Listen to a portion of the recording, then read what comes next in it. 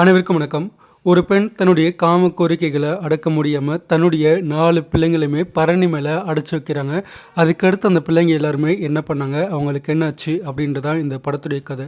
அத பத்தி நம்ம இந்த வீடியோல பார்க்க போறோம். வீடியோ ரொம்பவே இன்ட்ரெஸ்டிங்கா இருக்க போகுது. ஸோ வீடியோவ எங்கேயும் ஸ்கிப் பண்ணாம கடைசி வரை பாருங்க. அது மட்டும் இல்லாம இதே மாதிரியான ரொமான்டிக் கதை கேட்க ஆசைப்பட்டீங்கன்னா, மறக்காம நம்ம சேனல சப்ஸ்கிரைப் பண்ணி பெல் ஐக்கான கிளிக் பண்ணுங்க. அப்பதான் நான் போடுற எல்லா வீடியோவும் உங்களுக்கு அப்டேட்டா ரீச் ஆகும். ஓகே, வாங்க வீடியோக்குள்ள போலாம்.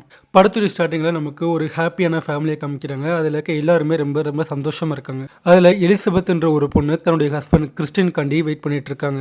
இதுக்குன்னா இன்னைக்கு கிறிஸ்டின் தன்னுடைய வேலையை கம்ப்ளீட் பண்ணிட்டு தான் வீட்டுக்கு வர போறாரு. அவர் வேலை பார்க்குற கம்பெனியில் அவருக்கு ப்ரமோஷன் கொடுத்துருக்காங்க, சேலரியும் அதிகமாக இருக்கு. ஸோ அதை தெரிஞ்சுக்கிட்ட எலிசபெத் தன் புருஷன் வந்த உடனே அவரை சர்ப்ரைஸ் பண்ணலாம் அப்படின்னு ஏற்பாடெல்லாம் பண்ணி வச்சுட்டு அவருக்காண்டி காத்திருக்காங்க.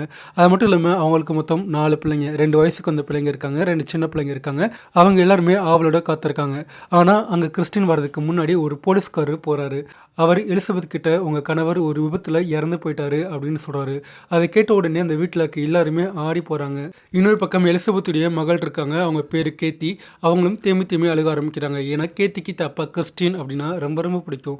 அவர் எப்போ வேலைக்கு போனாலுமே அவரை ரொம்ப மிஸ் பண்ணுவாங்க, ரொம்ப பாசம் வச்சுருப்பாங்க.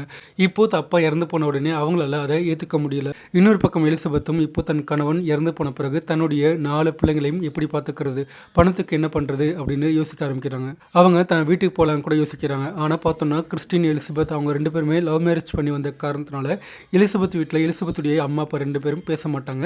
அவங்க வீட்டை விட்டு ஒதுக்கி வச்சுட்டாங்க. அதனால எலிசபெத்தால் அங்கே கூட போக முடியல. தன்னுடைய ஃபேமிலி மெம்பர்ஸ் எப்போயுமே தன்னை ஏற்றுக்க மாட்டாங்க அப்படின்னு கூட அவங்க நினைக்கிறாங்க. எலிசபெத் யாரோ ஒருத்தருக்கு பல வருஷங்களாக தொடர்ந்து லெட்டர் எழுதிக்கிட்டே இருக்காங்க. ஆனால் அந்த சைடில் வந்து இப்போ வரைக்கும் ரெஸ்பான்ஸ் வந்ததே கிடையாது. ஆனால் கூட எலிசபெத் லெட்டர் எழுதுறத ஸ்டாப் பண்ணது கிடையாது. ஆனால் பார்த்தோன்னா சடனாக ஒரு நாள் எலிசபெத் எழுதுன அந்த லெட்டருக்கு பதில் லெட்டர் வருது. எலிசபெத் அந்த மாதிரி லெட்டர் எழுதுகிற விஷயம், அதுக்கு ரிப்ளை வராத விஷயம் கேத்திக்கு நல்லா தெரியும். இப்போ சடனாக ரிப்ளை வந்த உடனே கேத்தி கூட ஆச்சரியப்படுறாங்க. யார் அது அப்படின்னு கேத்தி அம்மா கிட்ட கேட்கும்போது, நீங்கள் எல்லாருமே உங்களுடைய பாட்டி வீட்டுக்கு போக போகிறீங்க, அதாவது என்னுடைய அம்மா வீட்டுக்கு அப்படின்னு சொல்கிறாங்க. அதை கேட்ட உடனே கேத்தி அவங்க பையன் சின்ன பிள்ளைங்க எல்லாருமே ஆச்சரியப்படுறாங்க. ஏன்னா அப்போ வரைக்கும் தன்னுடைய அம்மா உயிரோடு இருக்காங்க அப்படின்னு அவங்க யாருக்கிட்டையுமே சொல்லலை. இப்போ அவங்க இந்த மாதிரி சொன்ன உடனே அவங்க எல்லாம் ஆச்சரியப்படுறாங்க. அதுக்கடுத்து அவங்க எல்லாம் கிளம்பி நேராக எலிசபெத்துடைய அம்மா வீட்டுக்கு போகிறாங்க. ட்ரெயினில் போயிட்டு அங்கே ரீச் ஆகவே நைட் ஆயிடுது. நைட் டயத்தில் அந்த வீட்டை பார்க்கும்போது அது ஆக்சுவலாக ஒரு பெரிய அரண்மனை தான். ஆனால் இரவு நேரத்தில் அதை பார்க்கும்போது ஒரு பூத் பங்களா மாதிரி இருக்குது, பார்க்கவே பயங்கரமாக இருக்குது. எலிசபெத் தன்னுடைய பிள்ளைங்க எல்லாம் கூட்டிகிட்டு அந்த வீட்டுக்கு போகிறாங்க. அங்கே எலிசபெத்துடைய அம்மா கதவை திறக்கிறாங்க. அவங்க பேர் ஒலிவியா. அவங்க எல்லாத்தையும் கூட்டிகிட்டு உள்ளே போகிறாங்க. உள்ளே போய் உட்கார வச்ச உடனே அவங்களுக்கு முக்கியமான 2 கண்டிஷன் சொல்கிறாங்க. நீங்கள் யாருமே இந்த வீட்டை விட்டு வெளியே போகக்கூடாது, மேலே உங்களுக்கு ஒரு ரூம் கொடுத்துருக்கேன், அங்கே தான் இருக்கணும், உங்களுக்கு தேவையான சாப்பாடு எல்லாமே உங்களை தேடி வரும் அப்படின்னு சொல்கிறாங்க. அதெல்லாம் சொல்லிவிட்டு அவங்க போன பிறகு கேத்தி எலிசபெத்தை பார்த்து, உங்களுக்கு இவ்வளோ பெரிய வீடு இருக்குன்னு எங்கிட்ட சொல்லவே இல்லை, அப்புறம் இதுக்காண்டி நீங்கள் அவ்வளோ சின்ன வீட்டில் அங்கே வாடகை வீட்டில் இருந்தீங்க, இதுக்கெல்லாம் என்ன காரணம் அப்படின்னு கேட்கும்போது, நானும் உங்கள் அப்பாவும் லவ் மேரேஜ் பண்ணி இந்த வீட்டை விட்டு ஓடி போயிட்டு அதுக்கடுத்து என்னுடைய அம்மா அப்பா 2 பேருமே என்ன ஏற்றுக்கல. நான் எவ்வளோ முறை லெட்டர் எழுதுனேன், அப்போ அவங்க அதுக்கு ஏற்றுக்கல. ஆனால் சில வருஷங்கள் முன்னாடி எங்கள் அப்பா இறந்து போயிட்டாரு, அன்னையிலேருந்து அம்மா மட்டும் தான் தனியாக இருக்காங்க.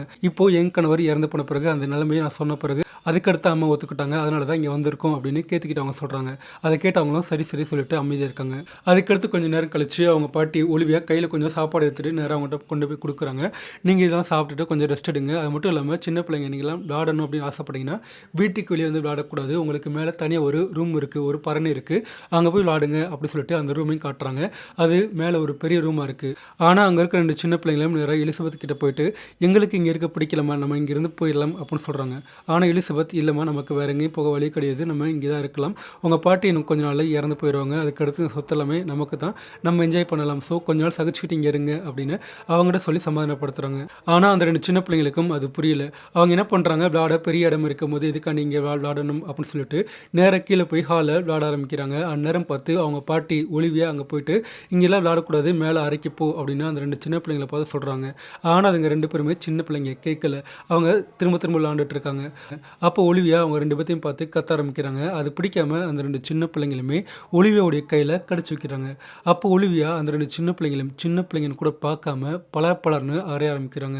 அப்போ அதெல்லாம் பார்த்து எலிசபெத் உடனே அங்கே ஓடி போயிட்டு தன்னுடைய 2 பிள்ளைங்களையும் கட்டி அணைச்சிட்டு, இனிமேல் என் பிள்ளை மேலே கை வைக்கிற வேலை வச்சுக்காதமா, வச்சா நல்லா இருக்காது அப்படின்னு அம்மாவை பார்த்து சொல்கிறாங்க. அப்போ ஒலிவியா, உனக்கு வாழ இடம் இல்லாமல் இல்லாமல் ஒண்டி பிழைக்கு தான் நீங்கள் வந்திருக்க, உனக்கு தேவையில்லைன்னா நீங்கள் இருந்து இப்போ கிளம்பி போ அப்படின்னு சொல்லிட்டு தான் வச்சிருக்க ஒரு பெல்ட்டை வச்சு எலிசபெத்தை அடிக்க ஆரம்பிக்கிறாங்க. எலிசபெத்தும் எதுவும் பண்ணாமல் அந்த அடியெல்லாம் வாங்கிக்கிறாங்க. அதில் பார்த்தோன்னா எலிசபெத்துடைய மேலாடை எல்லாமே கிழிஞ்சு போகுது. அவங்க உடம்புல பலமாக அடிப்படுது. ஃபுல்லாக பார்த்தா சாரசாரியாக இருக்குது. ஆனால் கூட எலிசபெத் எதுவும் பேசாமல் எதுவும் பண்ணாமல் சைலண்டாக இருக்காங்க. அது மட்டும் இல்லாமல் ஒலிவியா அங்கேருந்து போகும்போது எலிசபெத்துடைய பிள்ளைங்களை பார்த்து உங்களுக்கும் இதே தான், நான் சொல்கிற பேச்சு கேட்கணும், கேட்கலைன்னா உரிச்சிருவேன் அப்படின்னு சொல்லிட்டு வார்னிங் பண்ணிட்டு அங்கேருந்து போகிறாங்க. அதுக்கு அடுத்த நாளே எலிசபெத் அந்த வீட்டிலேருந்து வெளியூர் போகிற மாதிரியும் அந்த நாள் சின்ன பிள்ளைங்களும் அதே வீட்டுக்குள்ளே இருக்க மாதிரியும் காமிக்கிறாங்க. சுமார் 30 நாள் கழிச்சு எலிசபெத் அந்த வீட்டுக்கு போகிறாங்க. எலிசபெத் தன் பிள்ளைங்க கிட்ட போயிட்டு பேச ஆரம்பிக்கிறாங்க. அப்போ எலிசபெத்துடைய பையன் சொல்கிறான், உன்னை பார்க்காம நாங்கள் எங்கி போயிட்டோம், எங்கே போயிருந்த, உனக்கு என்னாச்சு அப்படின்னு கேட்குறாங்க. அப்போ எலிசபெத் ரொம்ப நார்மலாக பேசுகிறாங்க. அது மட்டும் இல்லாமல் அவங்க பேச்சில் ஒரு தோணி வேற மாதிரி மாறி இருக்கு. அப்போ கேத்தி தன்னுடைய அம்மா பார்த்து உன்னுடைய பேச்சு தோரணை எல்லாமே மாறி போயிருக்கு, பணத்து மேலே ஆடுற மாதிரி உன்னுடைய பேச்சு இருக்கு, ஆளே மாறிட்டமா அப்படின்னு தம்மா பார்த்து சொல்கிறாங்க. ஆனால் எலிசபெத் எதுவும் பேசாமல் அமைதியாக இருக்காங்க. அதை பார்த்து கேத்திக்கு தம்மாக்கு என்னாச்சு அப்படின்னு ஒன்றும் புரியல. அவங்களும் குழம்பு போயிருக்காங்க. ஒரு 5 நிமிஷம் மௌனமாக இருந்த பிறகு எலிசபெத் தன்னுடைய பிள்ளைங்களை பார்த்து, நான் இங்கே வரதுக்கு முன்னாடி எனக்கு ஒரு கண்டிஷன் போட்டிருந்தாங்க. எனக்கு பிள்ளைங்க இருக்கக்கூடாது, பிள்ளைங்க இருந்தாலும் அவங்கள விட்டுட்டு தனியாக வரணுன்றது தான் அந்த கண்டிஷன். ஆனால் நான் அதெல்லாம் கேட்காம உங்கள் எல்லாத்தையுமே இங்கே கூட்டிகிட்டு வந்துட்டேன். அது உங்கள் பாட்டிக்கு பிடிக்கும். அது மட்டும் இல்லாமல் அது யாருக்கும் தெரியக்கூடாதுன்னு தான் உங்கள் பாட்டி உங்களை இந்த அரண்மனைக்குள்ளேயே அடைச்சி வச்சிருக்காங்க அப்படின்னு அதை சொல்கிறாங்க. அதை கேட்ட கேத்தி அவங்க அண்ணன் 2 பேருமே எதுவும் பேசாமல் அமைதியாக இருக்காங்க. அதுக்கு அடுத்த சீன்லேயே அந்த மேன்ஷனில் ஒரு பெரிய பார்ட்டி நடக்குது. அந்த பார்ட்டிக்கு யாரும் வரக்கூடாது, எல்லாருமே அறைக்குள்ளே இருக்கணும் அப்படின்னு அவங்க எல்லாத்தையுமே அந்த அறைக்குள்ளே போட்டு அடைச்சி வச்சுட்டு எலிசபெத் மட்டும் பாட்டிக்கு போறாங்க. கீழே எலிசபெத்துடைய அம்மா ஒலிவியாவும் அந்த பார்ட்டியில் இருக்காங்க. பார்ட்டி நல்லபடியாக போயிட்டு இருக்கு. அந்த பார்ட்டியில் எலிசபெத் ரொம்ப மாடர்னாக ட்ரெஸ் பண்ணியிருக்காங்க, பார்க்க ரொம்ப நல்லா இருக்காங்க. ஆனால் இன்னொரு பக்கம் கேத்தி அவங்க பிரதர் கிறிஷ் அவங்க 2 பேரும் மட்டும் கீழே பார்ட்டியில் என்ன பண்ணுறாங்க இது பண்ணுறாங்க அப்படின்னு தெரிஞ்சுக்கிறதுக்காண்டி யாருக்கும் தெரியாமல் கீழே போயிட்டு அங்கே இருக்க ஒரு கபோர்டுக்குள்ளே ஒளிஞ்சுக்கிறாங்க. அங்கே பார்ட்டியில் என்ன பண்ணிட்டு இருக்காங்க அப்படின்னு பார்த்துட்டு இருக்காங்க. அதுக்கடுத்து அந்த மேன்ஷன் மொத்தமும் சுற்றி பார்க்க ஆரம்பிக்கிறாங்க.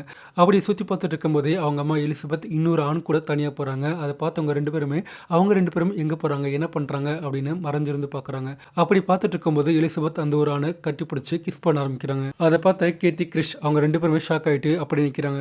அதன் பிறகு எலிசபெத் அந்த ஆண் 2 பேருமே இன்னொரு அறைக்குள்ளே போயிடுறாங்க.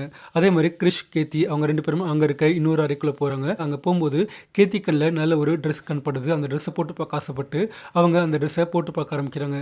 அதே நேரத்தில் அங்கே இருக்க கிறிஷ் கேத்தியோட அண்ணனும் தன் தங்கச்சி அதாவது கேத்தி ட்ரெஸ் மாத்திரத்தை பார்க்குறான். அவனுக்கு ஏதோ மாதிரி இருக்கு, கண்ணெடுக்காம அவங்கள பார்த்துட்டே இருக்கான். ஆனால் சரியா அதே நேரத்தில் அவங்க பாட்டி ஒலிவியா அந்த அறைக்குள்ளே போயிடுறாங்க.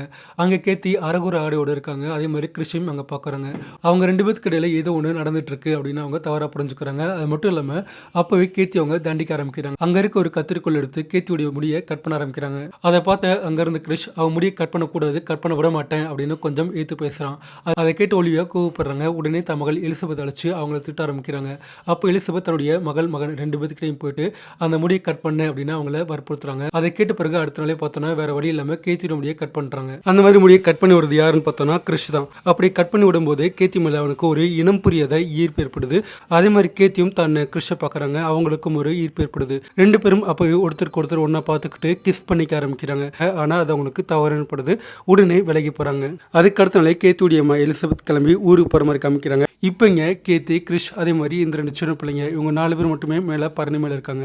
அவங்களுக்கு துணையாக அந்த வீட்டில் யாரும் கிடையாது, பேச்சு துணைக்கும் ஆள் கிடையாது. இப்படியே நாட்கள் போக ஆரம்பிக்குது. ஒவ்வொரு நாளும் கேத்தி கிறிஷ் அவங்க 2 பேரும் பார்த்துக்கும் போது எல்லாமே அவங்களுக்குள்ள உள்ள உணர்ச்சிகள் இன்னும் அதிகமாக ஆரம்பிக்குது.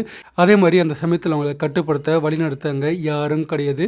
ஸோ அவங்க தங்களுடைய உணர்ச்சிகளை அடக்க முடியாமல் ஒன்றா இருக்க ஆரம்பிக்கிறாங்க. ஒரு சமயத்தில் கேத்தி கிறிஷ் அவங்க 2 பேருமே ஒன்றா சேர்ந்து மேட்ரு பண்ணுறாங்க. இது ஒரு நாளோட முடிஞ்ச பரவாயில்ல, பல நாட்கள் தொடர்ந்து போயிட்டே இருக்கு. திரும்ப மாற்றி மேட்ரு பண்ணிட்டே இருக்காங்க. இப்படியே 5 மாதம் போது சரியா 5 மந்த் கழிச்சு ஊருக்கு போன எலிசபெத் திரும்ப வீட்டுக்கு போகிறாங்க. ஆக்சுவலாக எலிசபெத்துக்கு பார்த்தோன்னா இதுக்கு முன்னாடி பார்ட்டியில் ஒரு நபர் கூட ஒன்றா சேர்ந்து கிஸ் பண்ணாங்க இல்லையா, அவர் கூட கல்யாணமாக இருக்கும். இப்போது ஹனிமூன் போயிட்டு சுமார் 5 மந்த் கழிச்சு அவங்க திரும்ப ஊருக்கு வந்திருப்பாங்க, வீட்டுக்கு போயிருப்பாங்க. ஆனால் அதை பற்றி அங்கே இருக்க கேத்தி கிறிஷ் அந்த 2 சின்ன பிள்ளைங்க யாருக்கும் எதுவும் தெரியாது. இப்போது 5 மந்த் கழிச்சு தாம திரும்ப வீட்டுக்கு வந்த உடனே அங்கே கேத்தி கிறிஷ் 2 பேருமே தம்மாவை நிற்க வச்சு கேள்வி கேட்குறாங்க. இப்போ போடுற அம்மா வந்து எங்களுக்கு தேவை கிடையாது அப்படின்ற மாதிரி அவங்க பேசுகிறாங்க. அதை கேட்டு எலிசபெத்தும் அழுதுகிட்டு அங்கேருந்து போயிடுறாங்க. அது மட்டும் இல்லாமல் கேத்தி கிறிஷ் அவங்க 2 பேருமே இன்னொரு பிளான் பண்ணுறாங்க. நம்ம அம்மா இப்போ நம்ம கூட இல்லை, அவங்க பிரிஞ்சு விலகி போகிற மாதிரி தெரியுது. நமக்குன்னு இந்த வீட்டில் யாரும் கிடையாது, நம்ம இந்த வீட்டில் இருக்கவும் முடியாது. ஸோ அதனால் நம்மளால் இந்த வீட்டிலேருந்து ஏதாவது பணம் எடுக்க முடிஞ்சால் அந்த பணத்தை சேகரித்து வச்சுட்டு நம்ம இந்த வீட்டிலேருந்து இன்றைக்காவது எஸ்கேப் ஆகிட்டு வெளியே போயிடலாம், வெளியே போயிட்டு நமக்குன்னு ஒரு வாழ்க்கையை பார்த்துக்கலாம் அப்படின்னு கேத்தி கிரிஷ் அவங்க 2 பேரும் முடிவு பண்ணுறாங்க. முன்னாடி அவங்க 2 பேருமே அண்ணன் தங்கச்சி, ஆனால் அந்த உறவு முறை தாண்டி இப்போ அவங்க 2 பேரும் ஒன்றா இருக்காங்க. இதே ஒரு முறை நாளைக்கும் கண்டினியூ பண்ணலாம் அப்படின்னா இந்த வீட்டில் இருக்க பாட்டியோ இல்லைன்னா அம்மாவோ வந்து கண்டிப்பாக டிஸ்டர்ப் பண்ணுவாங்க, நம்மளால் ஒன்றா இருக்க முடியாது. அதனால இந்த வீட்டை விட்டு எஸ்கேப் ஆகிட்டு போனால் மட்டும்தான் நம்மளால் வெளியே போயிட்டு நமக்குன்னு ஒரு வாழ்க்கையை அமைச்சிக்க முடியும், ஒன்றா சந்தோஷமாக ஜாலியாக இருக்க முடியும் அப்படின்னு கேத்தி கிரிஷ் அவங்க 2 பேரும் முடிவு பண்ணிட்டு அவங்க பாட்டி ஒலிவியாக்குன்னு தனியாக ஒரு பீரோ இருக்குது, அந்த பீரோட சாவியை அச்சடிக்க முடிவு பண்ணுறாங்க. ஸோ என்ன பண்ணுறாங்க, ஒரு நாள் கேத்தி கிரிஷ் அவங்க 2 பேருமே நார்மலாக பேசுகிற மாதிரி ஒலிவியா கிட்ட பேசிட்டு அந்த பீரோட சாவி எடுத்து ஒரு சோப்பில் அச்சு எடுத்துக்கிறாங்க. அந்த அச்சை ஒரு சின்ன மரத்துண்டை வச்சு அவங்க காப்பி பண்ணுறாங்க. அதுக்கடுத்து தங்களால் எப்பெல்லாம் முடியுமோ அப்பெல்லாம் அந்த பீரோ திறந்து கொஞ்சம் கொஞ்சமாக பணத்தை எடுத்து சேகரித்து வைக்க ஆரம்பிக்கிறாங்க. இப்படியே நாட்கள் போக ஆரம்பிக்குது. எப்போ இப்படி எஸ்கேப் ஆகலாம் அப்படின்னு அதுக்கு ஒரு பிளான் பண்ணிட்டு இருக்காங்க. அப்படி இருக்கும்போது சடனாக பார்த்தோன்னா எலிசபெத்துடைய 3வது பிள்ளை, அதாவது அங்கே 2 சின்ன பிள்ளைங்க இருப்பாங்க, அதில் ஒரு பையன் இருப்பான், அவனுக்கு சரியாக உடம்பு சரியில்லாமல் போகுது. அந்த பையனை மருத்துவமனைக்கு கூட்டிகிட்டு போகணும் அப்படின்னு எலிசபெத் ஒலிவியா அவங்க 2 பேர்த்துக்கிட்டையுமே கேத்தி கிரிஷ் சொல்கிறாங்க. ஆனால் எலிசபெத்தும் சரி ஒலிவியாவும் சரி அந்த சின்ன பையனை கண்டுக்கவே இல்லை. அவனா சரியாயிருவான் அப்படின்னு அவனை விட்டுறாங்க. சடனாக அந்த சின்ன பையனும் இறந்து போகிறான். அவனுடைய இறப்புக்கு காரணம் என்னன்னு கேத்தி கிரிஷுக்கு ஒன்றும் புரியல. ஆனால் சரியாக ஒரு 2 டேஸ் கழிச்சு பார்த்தோன்னா அந்த வீட்டில் ஒரு சின்ன பிரெட் துண்டு இருக்குது, டோனட் இருக்குது, அந்த டோனட்டை ஒரு எலித்துன்னு இறந்து போகுது. அப்போ தான் அவங்களுக்கு புரியுது, இங்கே நம்ம கொடுத்துருக்க அந்த டோனட்டில் ஏதோ கலந்துருக்காங்க அப்படின்னு. நம்ம கொடுக்குற சாப்பாட்டில் கொஞ்சம் கொஞ்சமாக விஷத்தை கலக்குறாங்க, அதனால தான் தான் தம்பி இறந்து போயிட்டான்னு அப்போ அவங்க புரிஞ்சுக்கிறாங்க. அது மட்டும் இல்லாமல் இனிமேல் இவங்க கொடுக்குற சாப்பாட்டை சாப்பிட்டோம்னா நம்மளும் இறந்து போயிடுவோம்னு அவங்களுக்கு நல்லா புரியுது. ஸோ இதுக்கெல்லாம் காரணம் யார், அவங்க அதை எதுக்காண்டி பண்ணுறாங்க அப்படின்னு கேத்தி கிரிஷ் 2 பேரும் கண்டுபிடிக்க முடிவு பண்ணிட்டு அந்த பிளான் படி ஒரு நாள் ஒலிவியா மேலே அறைக்குள்ளே போகிறாங்க. அந்நேரம் பார்த்தாங்க இருக்க ஒரு சின்ன பொண்ணு இருக்கும் இல்லையா, அது கரண்ட் ஆஃப் பண்ணுது. அதை பார்த்த உடனே ஒலிவியா பயப்பட ஆரம்பிக்கிறாங்க. ஏன்னா ஒலிவியாவுக்கு ஒரு விதமான சிண்ட்ரோம் இருக்கும், ஏன்னா அவங்களுக்கு இருட்டுனா பயம். இப்போ லைட் ஆஃப் பண்ண உடனே ஒலிவியா பயப்பட ஆரம்பிக்கிறாங்க. அப்போ அங்கே இருக்க கிரிஷ் கேத்தி அவங்க 2 பேருமே ஒலிவியாவை மிரட்ட ஆரம்பிக்கிறாங்க. இதெல்லாம் பண்ணது யார், எதுக்காண்டி பண்ணீங்க, நீங்கள் தான் விஷம் கலந்துருக்கீங்கன்னு எங்களுக்கு நல்லா தெரியும், எதுக்காண்டி பண்ணீங்க அப்படின்னு கேட்கும்போது ஒலிவியா பயந்து போயிட்டு வேறு வழி இல்லாமல் நடந்த எல்லாத்தையுமே சொல்ல ஆரம்பிக்கிறாங்க. சொல்லப்போனால் இதுக்கெல்லாம் மாஸ்டர் பிளான் யாருன்னா எலிசபெத் தான். எலிசபெத் கிறிஸ்டினை கல்யாணம் பண்ணி அந்த வீட்டிலேருந்து போன உடனே அவங்களுக்கு சொத்து பத்து வீடுன்னு எதுவும் கிடைக்காதுன்னு அவங்க அம்மா மிரட்டி வச்சிருக்காங்க. இப்போ கடைசியாக கிறிஸ்டின் இறந்து போன உடனே எலிசபெத் என்ன சொல்லியிருக்காங்கன்னா, நீ உன்னுடைய பிள்ளைங்க எல்லாருமே விட்டுட்டு இங்கே வந்துரு, நான் உனக்கு வேறொரு கல்யாணம் பண்ணி வைக்கிறேன், அதுக்கடுத்து நீ சொத்தோட நல்லா வாழலாம் அப்படின்னு அவங்க சொல்லியிருக்காங்க. அப்படின்னா அவளுக்கு இடைஞ்சல் வைக்கிறது நீங்கள் மட்டும்தான், அதனால அவங்களை கொலை பண்ணிட்டா வாழ்க்கை முழுக்க நிம்மதியாக இருக்கலாம், பணத்தோட இருக்கலாம் அப்படின்றதுக்காண்டி மட்டும்தான் அவங்கள கொலை பண்ண முடிவு பண்ணி இந்த பிளான் எல்லாம் பண்ணா அப்படின்னு ஒலிவியா எல்லா உண்மையும் போட்டு உடைக்கிறாங்க. அதை கேட்ட உடனே கேத்தி கிரிஷ் அவங்க 2 பேருமே மனசொலைஞ்சு போகிறாங்க. ஏன்னா தன்னை பேத்த அம்மா தான் தன்னை கொலை பண்ண ட்ரை பண்ணாங்க அப்படின்னா யாராக இருந்தாலும் மனசொலைஞ்சு போவாங்க. இப்போ அவங்களாம் அந்த வீட்டை விட்டு போக முடிவு பண்ணுறாங்க. உடனே என்ன பண்ணுறாங்கன்னா ஒலிவியாவை அங்கே இருக்க ஒரு இருட்டு அறைக்குள்ளே போட்டு அடைச்சி வச்சுட்டு அந்த பீரோ கீயை யூஸ் பண்ணி பீரோக்குள்ள இருக்க பணத்தெல்லாம் எடுத்துட்டு கிரிஷ் கேத்தி அதே மாதிரி அந்த சின்ன பொண்ணு 3 பேருமே ட்ரெயினில் கிளம்பி வேறொரு ஊரை நோக்கி வேறொரு வாழ்க்கையை நோக்கி போக ஆரம்பிக்கிறாங்க. படத்தை அங்கே முடிக்கிறாங்க. ஸோ ஃப்ரெண்ட்ஸ், ஓவரால் இந்த படத்தை நீங்கள் ஃபுல்லாக பார்த்துருப்பீங்க. படம் பிடிச்சிருக்கும் பட்சத்தில் மறக்காம லைக் பண்ணிவிட்டு இதே மாதிரியான ரொமான்டிக் கதை கேட்க ஆசைப்பட்டீங்கன்னா மறக்காம சேனலை சப்ஸ்கிரைப் பண்ணி பெல் ஐக்கானை கிளிக் பண்ணி வைங்க. நெக்ஸ்ட் வீடியோவில் பார்க்கலாம். பாய்.